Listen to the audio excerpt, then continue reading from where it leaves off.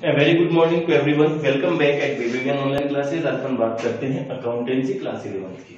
In our previous class अपन ने GST का एक न्यूमेरिकल क्वेश्चन भी सोल्व किया था। न्यूमेरिकल क्वेश्चन के थ्रू अपन ने जीएसटी के अकाउंटिंग ट्रीटमेंट को समझने की कोशिश करी थी। आज उसी टॉपिक को अपन कंटिन्यू कर रहे हैं एक दूसरे न्यूमेरिकल क्वेश्चन के साथ में, वो भी जीएसटी के साथ में ही है, क्योंकि जीएसटी को अपने को अच्छे से समझना है, इसीलिए अपन कंटिन्यूअसली बेसिस पर इस टॉपिक के एक्सरसाइज को सॉल्व कर रहे हैं, न्यूमेरिकल क्वेश्चंस को सॉल्व कर रहे हैं, ताकि अपन जीएसटी के अकाउंटिंग ट्रीटमेंट को इजीली समझ सके। देखिए आज के इस क्वेश्चंस के अकॉर्डिंग अपने वो क्वेश्चन यहाँ पर लिखा हुआ है generalized the transaction in the books of Gopal, A trader of Delhi. यानी कि आपको ये जो जर्नलाइज करने हैं ट्रांजैक्शंस, ये किसकी बुक्स में करने हैं? गोपाल की बुक्स में। यानी कि यहाँ पर अपन ने फॉर्मेट में लिख दिया जर्नल ऑफ गोपाल। एक ट्रेडर ऑफ दिल्ली, यानी कि गोपाल जो है वो बिजनेस कहां कर रहा है? दिल्ली में। ठीक है, अब आपको ये चीज आइडेंटिफाइड करनी है इस क्वेश्चन के अकॉर्डिंग कि किस ट्रांजैक्शंस में सीजीएसटी और एसजीएसटी कैलकुलेट होगी और किस ट्रांजैक्शंस में आईजीएसटी कैलकुलेट होगी। क्योंकि जब अपन ने जीएसटी का सबसे पहले कैलकुलेशन पढ़ा था, जीएसटी के बारे में पढ़ा था, जीएसटी का अकाउंटिंग ट्रीटमेंट समझा था, तब अपन ने इसको दो पार्ट में डिवाइड किया था। एक था अपना इंट्रास्टेट जीएसटी और एक था इंट्रास्टेट जीएसटी। दोज जीएसटी या those goods are sold, intrastate sales कौन सा था? Those goods are sold in the within the boundary, geographical boundary of a state, ये तो था। यानी कि अब आपको ये देखना है कि अगर ये गोपाल के ट्रेडर ऑफ दिल्ली गुड्स का सेल दिल्ली के अंदर ही करता है, तब तो अपने को सीजीएसटी और एसजीएसटी का कैलकुलेशन करना है। लेकिन अगर ये Gopal trader of Delhi goods sold the outside of Delhi, अगर दिल्ली के बाहर ये गुड्स सेल करता है, तो अपने को क्या करना है? आईजीएसटी का कैलकुलेशन करना है। अपन ने क्वेश्चन जो लिख रखा है बोर्ड के ऊपर, आपकी बुक का ही क्वेश्चन है, आपकी बुक के अकॉर्डिंग क्वेश्चन अपन ने लिख रखा है। अब मैं ट्रांजेक्शन रीड कर देता हूं। पहला transaction, purchase a building and issued a cheque of ₹15 lakh. ठीक है। Second transaction, paid stamp duty by cheque of ₹90,000। Third transaction लिखा हुआ है purchase machinery from Ramson, Chandigarh. अब ये रैमसन कहां है? चंडीगढ़ में है। On credit of ₹2 lakh. Fourth transaction लिखा है bought furniture from Hind traders Delhi for cash of ₹10,000। Fifth transaction लिखा हुआ है bought computers from HP Limited Noida and amount paid by internet transfer ₹50,000। Sixth transaction लिखा हुआ है paid wages in cash for installation of machinery ₹2,500। हमने wages का payment किया है। क्यों किया है? जो मशीनरी हमने खरीदी थी उसको इंस्टॉल करने के लिए, इंस्टॉलेशन करने के लिए, अपने यहां उसको लगाने के लिए जो लेबर आई थी उसको वेजेस का पेमेंट किया है। अब नीचे लिख रखा है all transaction except purchase of building, stamp duty and wages for installation of machinery are subject to levy of GST. यानी कि इनको छोड़कर, किन किन को? Purchase of machinery, stamp duty paid और wages for installation of machinery, इन तीन ट्रांजेक्शंस को छोड़कर बाकी ट्रांजेक्शंस पर आपको जीएसटी का कैलकुलेशन करना है। और रेट क्या दे रखी है जीएसटी की? सीजीएसटी और SGST at the rate of 9% each and IGST at the rate of 18% दे देता है। अब आपको बार बार मैं एक चीज बता रहा हूं कि आपको ये क्वेश्चन के अकॉर्डिंग देखना है कि कहां पर आपको सीजीएसटी और एसजीएसटी का कैलकुलेशन करना है और कौन से ट्रांजेक्शंस में अपने को आईजीएसटी का कैलकुलेशन करना है। एक बार दोबारा से फटाफट रिकॉल कर ले। सीजीएसटी और एसजीएसटी का कैलकुलेशन कब करेंगे? Within the goods are sold within the geographical boundary of a state। और आईजीएसटी का कैलकुलेशन कब करेंगे? When goods are sold beyond the geographical boundary of a state। करते हैं। तो यहां पर जो स्टेट है, ट्रेडर्स कहां पर है? दिल्ली में। तो दिल्ली के अंदर अगर कोई गुड्स सेल किया है with in the geographical boundary of a state, तो अब हम सीजीएसटी और एसजीएसटी का कैलकुलेशन करेंगे। और अगर दिल्ली के बाहर, यानी कि beyond the geographical boundary of a state, अगर दिल्ली के बाहर सेल किया है, तब हम आईजीएसटी का कैलकुलेशन करेंगे। सबसे पहले अपन एंट्री करते हैं पहले ट्रांजेक्शन की अपनी। पहला transaction purchase a building and issued a cheque for of ₹15 lakh. क्या परचेज किया? बिल्डिंग परचेज किया है। अब अपन ने सिंपल जर्नल एंट्री की अगर अपन बात करें जो कि अपन ने पहले कर चुके हैं, उसके अकॉर्डिंग परचेज वर्ड तो सिर्फ गुड्स के लिए काम में लेते हैं, और गुड्स के अलावा अगर कोई असेट्स खरीदते हैं तो पर्टिकुलर असेट्स का नाम आता है। यानी कि अब यहां पर हमने क्या खरीदी है? मशीनरी खरीदी है, बिल्डिंग खरीदी है, सॉरी, तो क्या नाम आएगा? बिल्डिंग। Building account debit. अब इस ट्रांजैक्शंस के ऊपर आपको जीएसटी का कैलकुलेशन नहीं करना है। क्यों नहीं करना है? क्योंकि क्वेश्चन में क्या रखा है, इसलिए नहीं कर रहे अपन। तो सिंपल सी एंट्री हो गई। और पेमेंट किससे किया है? चेक से किया है, तो टू बैंक अकाउंट। कितने रुपीस की है? 15 लाख। अमाउंट लिख देते हैं 15 लाख। नरेशन अपन लिख देंगे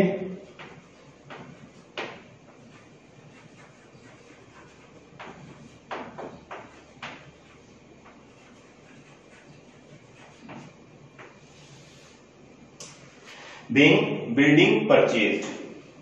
अब सेकेंड ट्रांजेक्शन है paid stamp duty by cheque of ₹90,000। अब ये स्टैंप ड्यूटी क्या होती है? सब नया वर्ड आ गया आप लोगों के लिए। तो स्टैंप ड्यूटी, जब भी कोई असेट्स हम परचेज करते हैं तो उसके ऊपर जो एक्स्ट्रा चार्जेस हम देते हैं, गवर्नमेंट को जो ड्यूटीज पे करनी होती है, वो चीज कहलाती है स्टैंप ड्यूटी। ठीक है। अब ये चीज हमने स्टैंप ड्यूटी पेमेंट तो किया है, एक्सपेंसेस तो है, लेकिन ये चीज क्या है? सपोज देखो, एक चीज समझो, इस चीज को अपन ये कहते हैं कि सपोज आपने कोई बिल्डिंग कोई मशीनरी परचेज करी है, और वो कहां से परचेज करी है? जयपुर में। और आपका बिजनेस कहां सिचुएटेड है? लक्ष्मणगढ़ में। तो जयपुर से अगर लक्ष्मणगढ़ तक उस असेट्स को लेकर आते हैं, उस मशीनरी को लेकर आते हैं, तो बीच में ट्रांसपोर्टेशन का भी तो खर्चा लगता होगा, लोडिंग अनलोडिंग का भी खर्चा लगता होगा।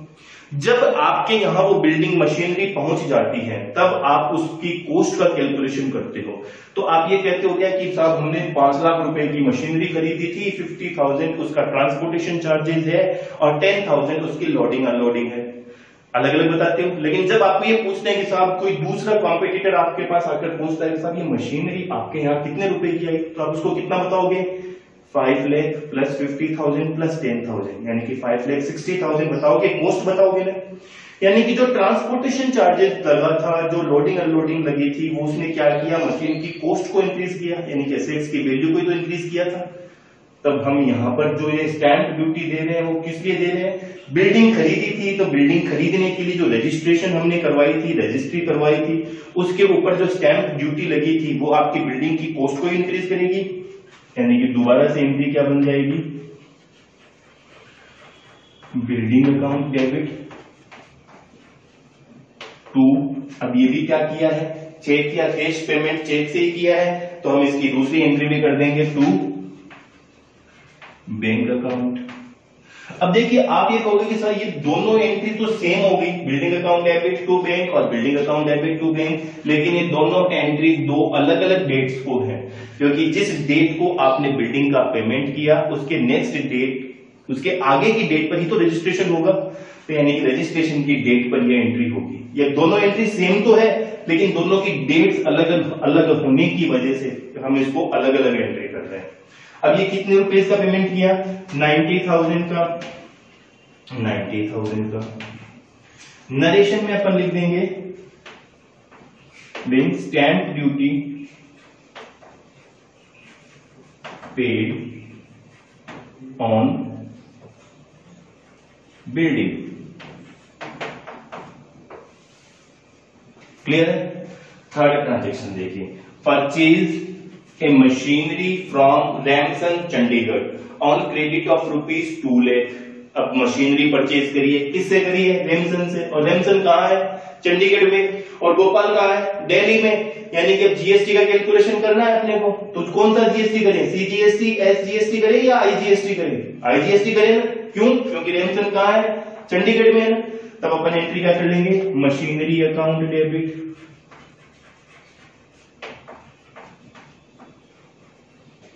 Input IGST account debit to. अब इसको क्या दिया है? क्रेडिट में खरीदा है, यानी कि उधार है, कैश तो पेमेंट किया नहीं है, तो किससे खरीदा है? To Lemsons account. Clear? Machinery कितने रुपए की परचेज करी? 2 लाख रुपीज की। 2 लाख रुपीज का 18% की रेट से जीएसटी का कैलकुलेशन करना है। क्यों करना है 18? क्योंकि क्वेश्चन में कह रहा है जीएसटी की आईजीएसटी की रेट कितनी है? 18%। तो 2 लाख इंटू 18 अपॉन 100 36,000। तो टोटल रैंसन को पेमेंट कितना करना है? 2,36,000। नरेशन अपना आ जाएगा bank machinery purchased from Ramsons Chandigarh.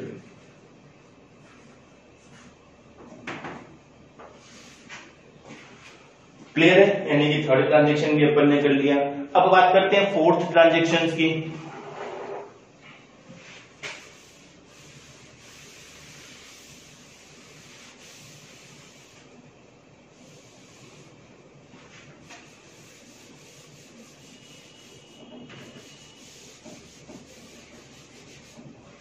देखिए फोर्थ ट्रांजेक्शन की बात कर लेते हैं। फोर्थ ट्रांजेक्शन में क्या लिखा हुआ है? Bought furniture from Hind traders Delhi. अब ये फॉर कैश। अब ये हिंद ट्रेडर्स कहाँ है? दिल्ली में ही है, और गोपाल खुद दिल्ली में है। गोपाल अब ट्रेडर है दिल्ली। तो यहां पर हम कौन सा जीएसटी कैलकुलेट करेंगे? सीजीएसटी और एसजीएसटी। तो हमने फोर्थ ट्रांजेक्शन की एंट्री करी। क्या परचेज किया? फर्नीचर। तो एंट्री कर देते हैं furniture account debit. Input CGST account debit. Input SGST account debit. To अब कैश में परचेज किया है तो टू कैश अकाउंट। फर्नीचर कितने रुपीस का परचेज किया? 10,000 रुपीस का। 10,000 का फर्नीचर परचेज कर लिया। अब इस 10,000 का 9% की रेट से जीएसटी का कैलकुलेशन करना है। तो 9% की रेट से जीएसटी का कैलकुलेशन करते हैं तो अमाउंट कितनी आ जाती है? 900। टोटल कैश का पेमेंट कर दिया कितना आपने? 11,800। नरेशन लिख देते हैं बिंग फर्नीचर परचेज्ड। ये लो सब अपन ने एंट्री कर दी। अब बात करते हैं ट्रांजेक्शन नंबर 5 की। देखिए 5th ट्रांजेक्शन में क्या लिखा हुआ है? Bought computers from HP limited Noida. अब ये कहां है? नोएडा में है। और गोपाल कहां है? दिल्ली में। यानी कि फिर से जीएसटी कौन सा लगेगा? आईजीएसटी का कैलकुलेशन होगा। Amount paid by internet transfer. Internet transfer मतलब अपन ने ऑनलाइन पेमेंट किया है, और जब ऑनलाइन पेमेंट करते हैं तो क्या कैश कम होता है? नहीं होता ना। बैंक बैलेंस कम होता है, यानी कि पैसा कहां से डेबिट हुआ? बैंक से। यानी कि पेमेंट कैसे माना जाएगा? बैंक के थ्रू माना जाएगा। क्या परचेज किया? कंप्यूटर्स। एंट्री लिख देंगे computers account debit. Input IGST account debit to bank account. अब कंप्यूटर्स कितने रुपीस का परचेज किया था? 50,000 रुपीस का। 50,000 रुपीस का। 50,000 का 18% की रेट से आईजीएसटी कैलकुलेट करना है। तो 15,000 का 18% की रेट से आईजीएसटी कितना हो जाता है? 9,000। टोटल पेमेंट कितना करना है अपने को? 59,000 का। यानी कि अब अपन नरेशन लिख देंगे being computers purchased from HP limited Noida.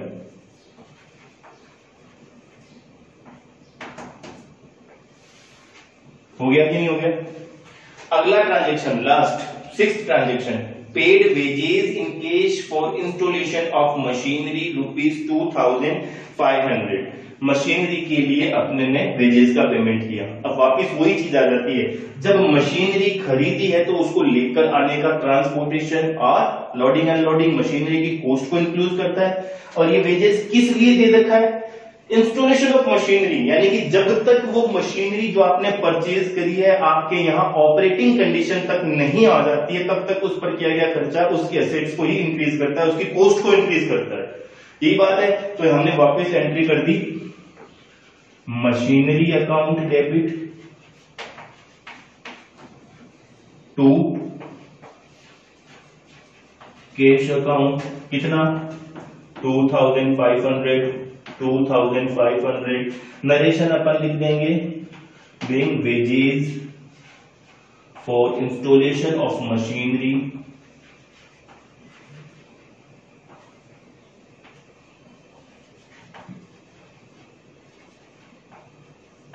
paid।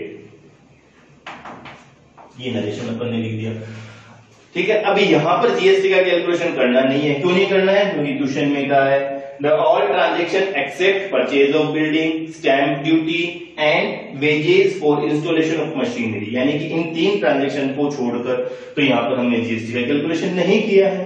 Clear है? सिंपल था। अपन ने क्या किया कि अपन को ये आइडेंटिफाइड करने के लिए कि किस ट्रांजेक्शंस में अपने को सीजीएसटी का कैलकुलेशन करना है, एसजीएसटी का करना है, और किस ट्रांजेक्शंस में अपने को आईजीएसटी का कैलकुलेशन करना है, अपन ने एक न्यूमेरिकल क्वेश्चंस के थ्रू इसको एक्सप्लेन किया है, समझने की कोशिश करी है। इसी तरीके के बहुत सारे क्वेश्चंस आपकी बुक्स में हैं, आपको उनको सोल्व करना है, उनकी प्रैक्टिस करनी है। अपनी अगली ऑनलाइन क्लास में अपन फिर एक और न्यूमेरिकल क्वेश्चंस के साथ, इसी टॉपिक के न्यूमेरिकल क्वेश्चंस के साथ मिलेंगे। अब आप समझ रहे हैं कि अपन ने इस टॉपिक को इतने लंबे पीरियड के लिए लिया है, यानी इतने न्यूमेरिकल क्वेश्चंस कर रहे हैं, तो ये कितना इंपॉर्टेंट होगा पता है आपको। तो मैं ये बार बार कह रहा हूं कि आपको इसकी प्रैक्टिस करनी है, इसको सोल्व करना है। अगले चैप्टर में, अगली ऑनलाइन क्लास में अपन इसी टॉपिक के एक और न्यूमेरिकल क्वेश्चन के साथ मिलेंगे। Thank you.